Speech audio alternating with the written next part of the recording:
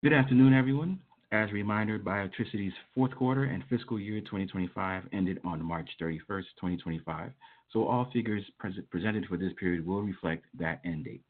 Earlier, Biotricity issued its earnings press release for the period, which highlighted financial and operational results. A copy of the press release is available on the Investor Relations section of the Biotricity website, and the full financials have been filed with the SEC on Form 10-K and posted on EDGAR at www.sec.gov. Before beginning the company's formal remarks, I'd like to remind listeners that today's discussion may contain forward-looking statements that reflect management's current views with respect to future events. Any such statements are subject to risks and uncertainties that could cause actual results to differ materially from those projected in these forward-looking statements. Biotricity does not undertake update any forward-looking statements except as required. At this point, I am pleased to turn the call over to Biotricity's founder and CEO, Dr. Waqaas Al-Siddiq. Please go ahead. Thank you, and thank you everybody for joining us today. Fiscal 2025 has been a transformative year for Biotricity, marked by significant advancements and strategic initiatives that have positioned us at the doorstep of profitability and positive EBITDA. Our commitment to innovation, strategic partnerships, and operational efficiency has allowed us to make remarkable progress across multiple fronts. One of our most significant achievements this year has been the expansion of our cardiac AI cloud platform. This initiative, powered by strategic partnerships with industry giants such as Amazon AWS and Google's TensorFlow, leverages over 1 trillion heartbeats of anonymized data. Our AI-driven platform is designed to enhance diagnostic accuracy, improve patient outcomes, and increase clinic profitability.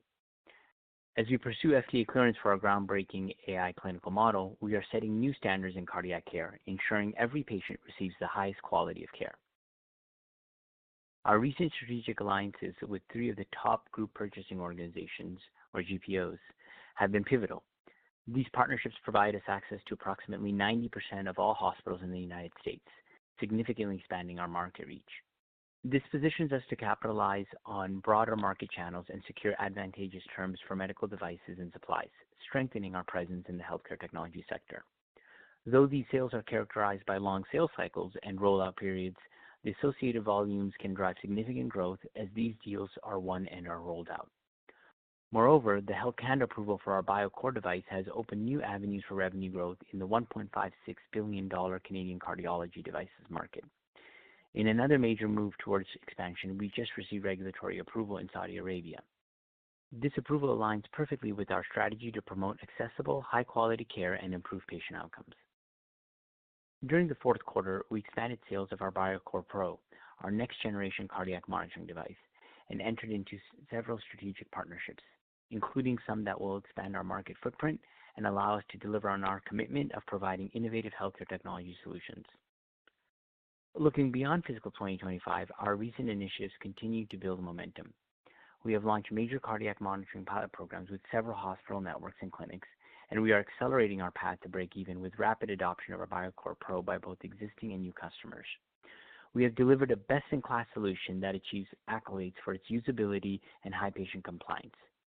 Today, we can confidently say our ambulatory cardiac monitoring solution is best in class both clinically and technically with a superior device and software. Additionally, our expansion into the pulmonary and neurology fields through strategic partnerships with leading home-based diagnostic companies marks a diversification of our market reach. Furthermore, we are extremely excited about the recent launch of HeartSecure, our direct-to-consumer heart health screening service. We have received positive feedback on the service and are now building a broader strategy to scale the service. This service targets the $1.1 billion home heart health market and represents our commitment to making heart health services more accessible in response to the global challenge posed by cardiovascular disease.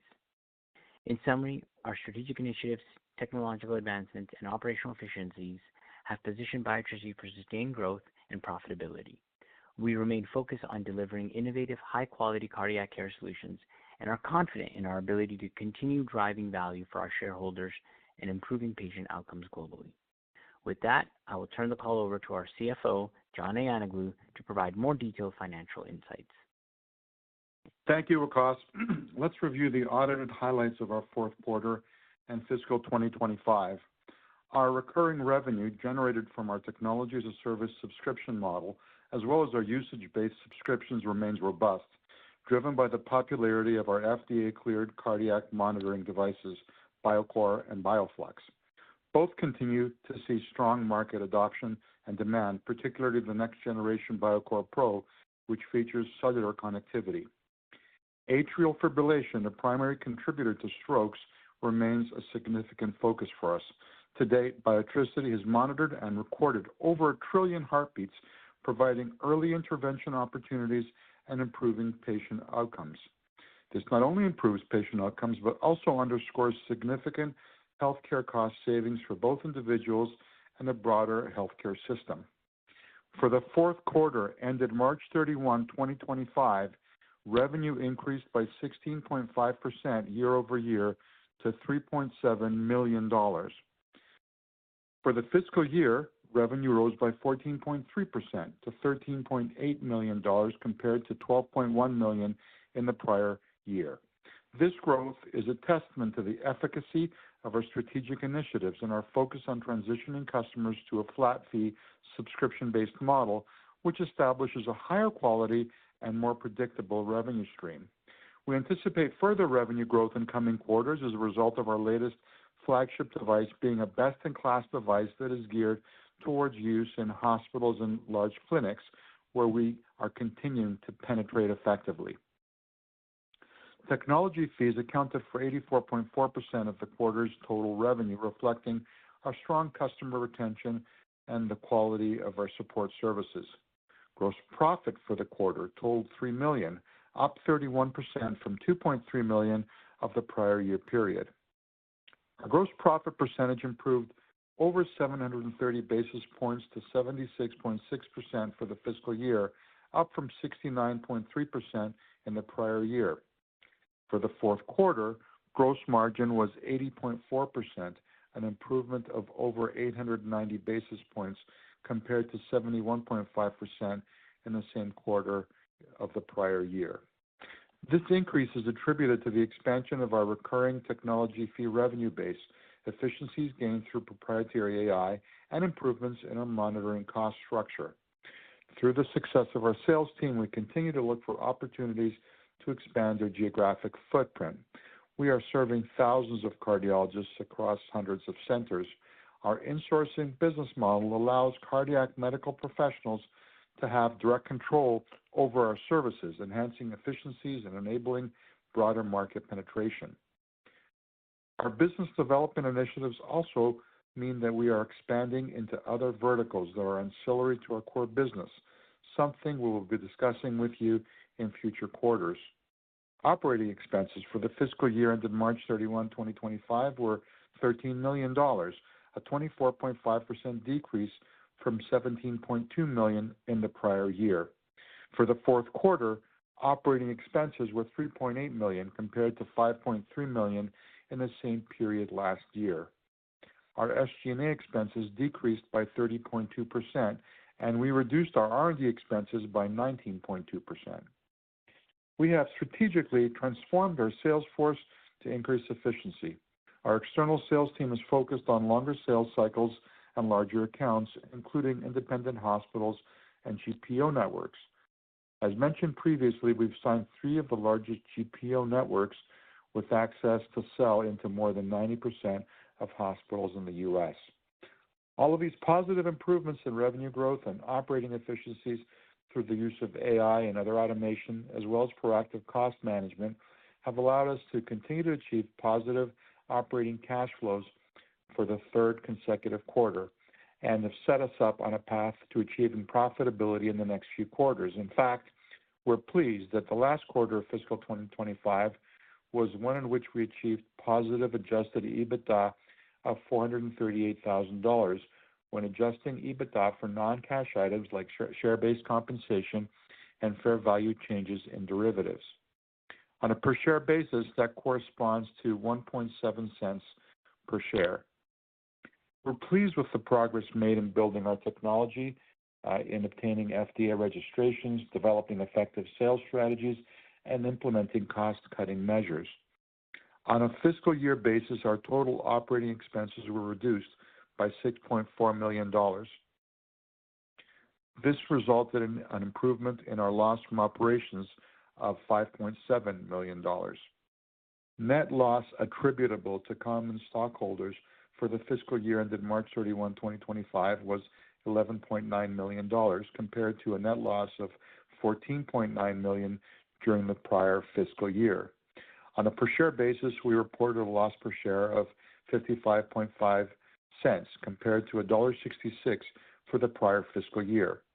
For the fourth quarter, net loss decreased to $2 million, despite the expenses associated with growth and rising variable interest rates. On a per share basis, this translates to a loss per share of 8 cents compared to 46.6 cents for the corresponding period of the prior fiscal year. Again, adjusted EBITDA for the fiscal year improved to a loss of just under $1 million from a loss of $7.8 million in fiscal 24. This improvement underscores our progress towards break-even and profitability. A reconciliation of our adjusted EBITDA numbers, both for the fiscal year and the quarter, is available in our 10-K. Looking ahead, we remain committed to advancing the commercialization of BioCore, BioFlux, and BioCare products. Our tech is truly useful globally, since cardiac is the #1 chronic care condition in the entire world. We have recently made inroads or received approvals from regulatory bodies of other countries that will allow us to sell into other jurisdictions. These set us up for new initiatives we intend to move forward on in 2026 and beyond. The growing market interest and demand for our suite of products dedicated to chronic cardiac disease prevention and management reinforce our confidence in our market position. Importantly, our focus on innovation and development continues to yield significant advancements in remote monitoring solutions for both diagnostic and post-diagnostic products, bringing us closer to achieving positive cash flow. We are excited about the future and confident in our ability to deliver sustained growth and profitability for Biotricity. That concludes our prepared remarks. Operator, please open the line for questions. Thank you. We will now be conducting a question and answer session. If you would like to ask a question, please press star 1 on your telephone keypad. A confirmation tone will indicate your line is in the question queue. You may press star 2 to remove yourself from the queue. For participants using speaker equipment, it may be necessary to pick up the handset before pressing the star keys. One moment, please, while we poll for questions. Our first question comes from the line of Kevin Dede with H.C. Wainwright. Please proceed with your question. Thank you, Operator. This is Michael Dahman calling in for Kevin Dede. Hi, Waqaas. Hi, Michael. So we're obviously excited about the portfolio of your products and relationships with GPOs. You're directionally heading in the right direction. When can we expect a greater acceleration in terms of revenue? Yeah, I think that the GPOs, as we roll out pilots and as we have announced previously, those pilots, multi-state, large organizations, so they take time to close, and sales cycles on upwards of a year. So we're engaging those pilots, and over the next coming quarters, we will be providing more details as hopefully we win them and roll them out, and you'll see revenue trickling in as these guys complete the pilots and sign up, but more importantly, roll it out. Okay. Now, which cost levers give you confidence margins can stay above 80% in 2026? So our highest margin area, right, is really our technology. Delivering the data analysis and the output from our device. The costs that are giving us the good margin is we're getting economies of scale now, right? So there's a certain cost having a data infrastructure and a data cloud available. There's a certain cost that's related with just having contracts with the cellular companies to transmit data through they're all cellular based. And as we have grown, we've hit that economies of scale. So every net new device that we add on the platform costs us less than it was costing us in the previous years. That's helpful. Now you reference, now speaking to data, you reference over 1 trillion beats in your data lake. Now beyond improving clinical algorithms, can this data set be monetized? Absolutely. I mean, most people don't have that level of data set available or accessible. So we certainly have an opportunity to monetize that. I think, cardiac is the number one killer. There is a big focus on trying to look at data to try to determine, where and how you can predict issues so you can minimize hospital interventions. Big pharma is also interested in that's, again, an area that they're focused on. So I think that there is an opportunity to monetize outside of our internal analysis. That requires a team and somebody who's focused on packaging and selling data. And I'll be, transparent that, we don't have that skill set in-house right now, but we do plan on building it out. So as we reach profitability, it's an area that we plan on investing into. In the meantime, we're using that data lake to optimize and improve our clinical workflows so that a similar kind of economies of scale, and so that when we're able to do a lot more focused analysis. So, as opposed to spending time processing and reviewing, every single beat, we're able to, through automation and improvements and being able to predict, our team can actually, so the throughput improves.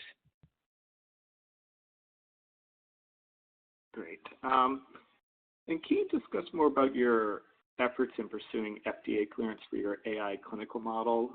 What needs to be completed before reaching pre-clearance?